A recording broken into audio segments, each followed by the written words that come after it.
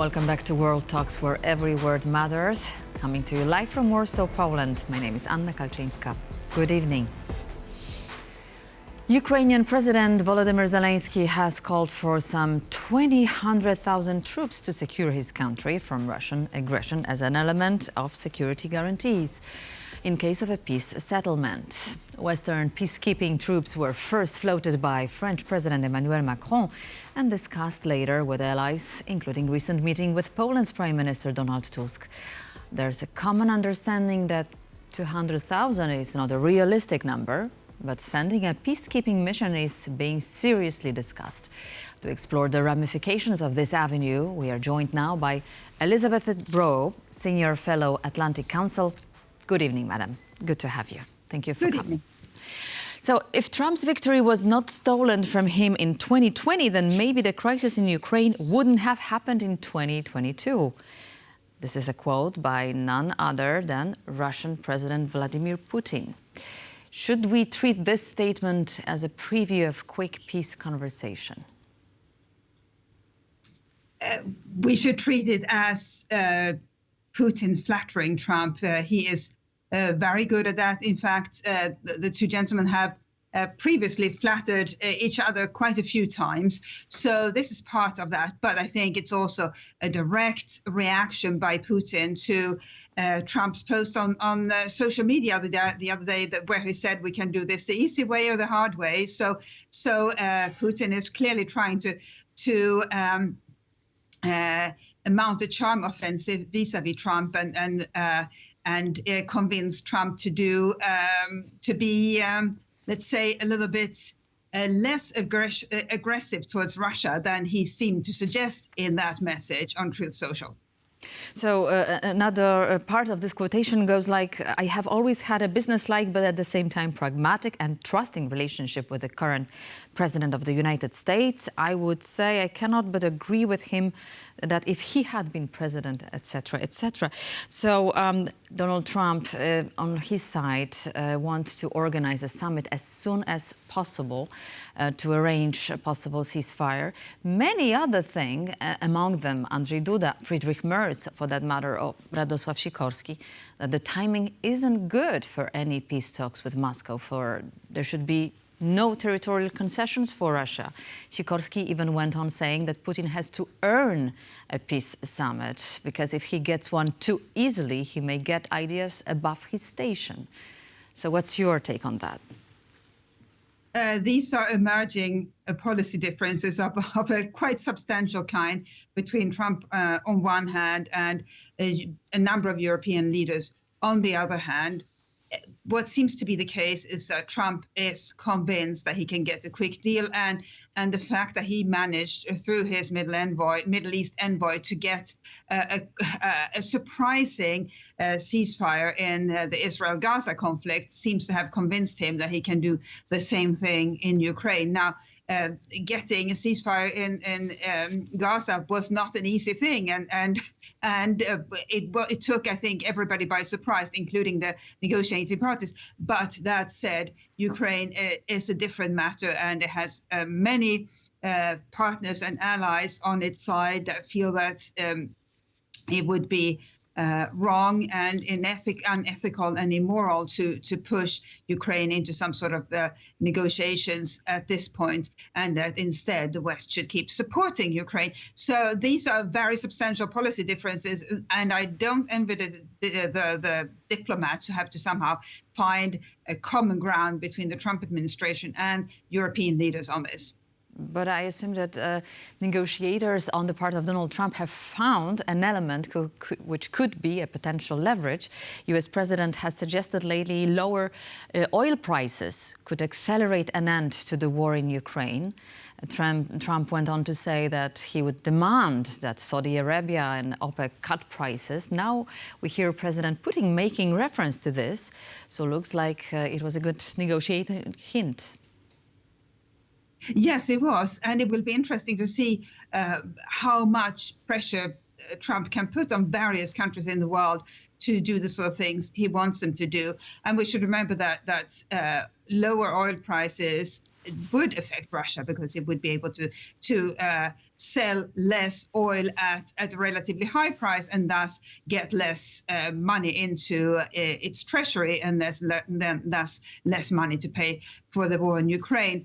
But of course, this all depends on whether OPEC countries are willing to go along with Donald Trump's suggestions. And yes, what the US says always matter a great deal in the world, but there are other considerations, including domestic considerations, regional considerations, and so forth. So this all depends on whether Trump's equation is right, that whatever he says will be done by the countries that need to do it. And that's what we are waiting to see now. If OPEC does lower its oil prices, that does suggest that Trump really needs to only needs to bark quite loudly and things will happen. Let's elaborate on this idea of peacekeeping troops as an element of security guarantees for Ukraine in case of a ceasefire. In an interview lately, Volodymyr Zelenskyy said that 200,000 peacekeepers at the Ukrainian-Russian border is the minimum. So everyone understands that the actual number will certainly be lower. But how realistic is the scenario of sending European troops to Ukraine, in your view? Well, it is a constructive suggestion, but of course you can offer any sort of number of constructive suggestions.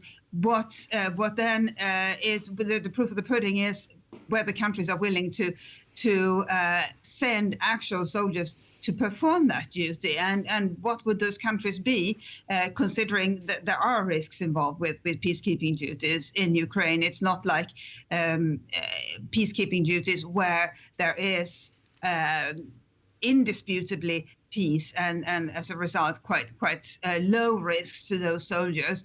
In Ukraine there would be considerable risks, so it would be interesting to see, and maybe there should be some sort of a meeting among NATO's European member states to see which countries would be willing to commit soldiers to this.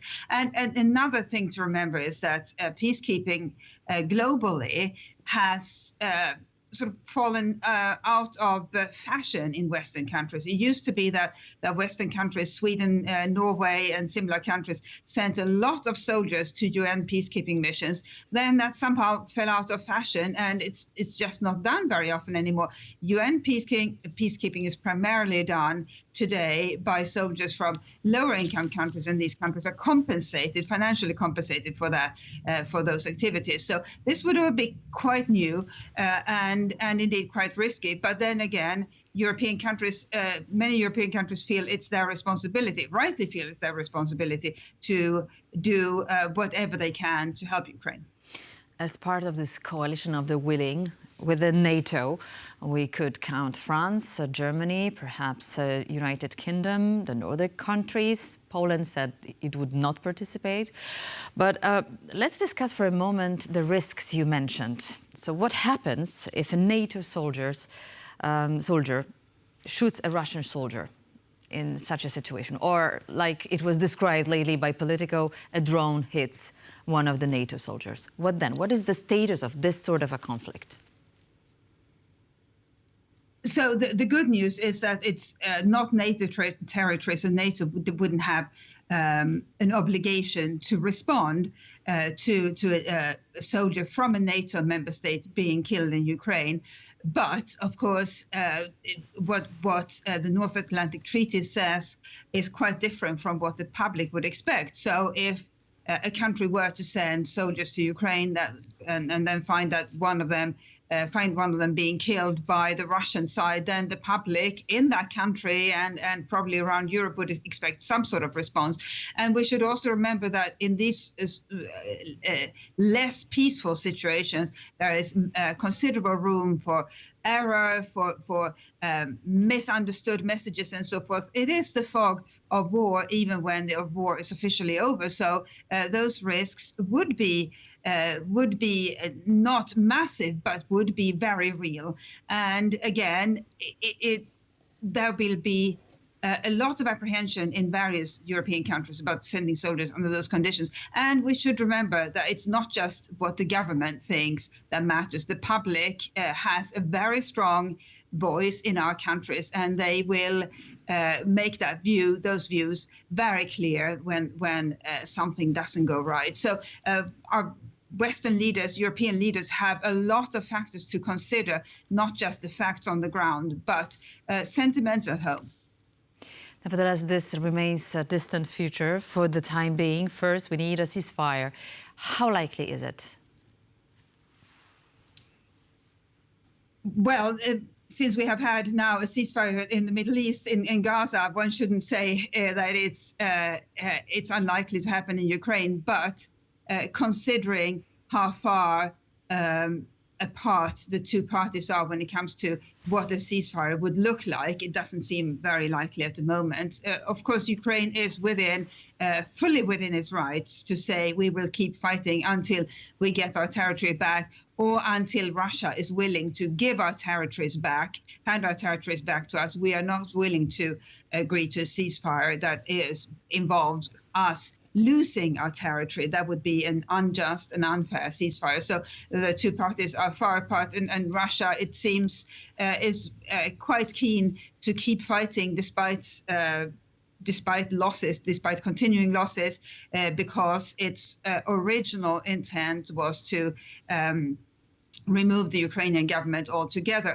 It's far from reaching that goal, but it needs some sort of convincing state of affairs to be able to tell the Russian public that it was worth the effort. Now, ceasefire negotiations are never entered into with both parties being completely happy with the state of affairs. It's always a negotiation. But nevertheless, I think we are not close to that at the moment, unless Trump manages to put such pressure on Putin and others that the talks happen. But I don't think that is likely. He promised a ceasefire or to end the war within 1 day of becoming president, and with 1 day having passed now, it doesn't mean he hasn't tried. It probably means he has tried and hasn't found a way yet.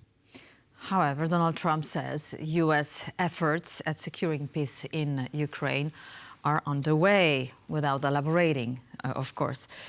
Do you think the U.S. could contribute to such a peacekeeping mission to Ukraine? Because the Europeans say quite bluntly they need American part, American share, an American umbrella, perhaps. Yes, I struggle to see a situation under which European countries alone would secure any sort of peace in Ukraine, considering what we know about how Russia fights and how tenacious it is and what sort of methods it uses. America hasn't traditionally been part of peacekeeping operations. It's something that other countries have primarily done. But Ukraine is a partner and is a key country in the region that I think the Trump administration will see as an important country to keep on America's side and keep stable. It's not in America's interest that Ukraine meet any sort of unhappy or disastrous fate. And that's why the U.S. government has kept, and indeed U.S. Congress have kept supporting Ukraine throughout this. While we may say the support hasn't been enough so far, but the fact that the U.S. has kept supporting Ukraine demonstrates that it is in America's interest to do so. Elisabeth Braw, Senior Fellow, Atlantic Council, was with us tonight. Thank you so much for being and for contributing with your insights and expertise. Thank you very much. Thank you.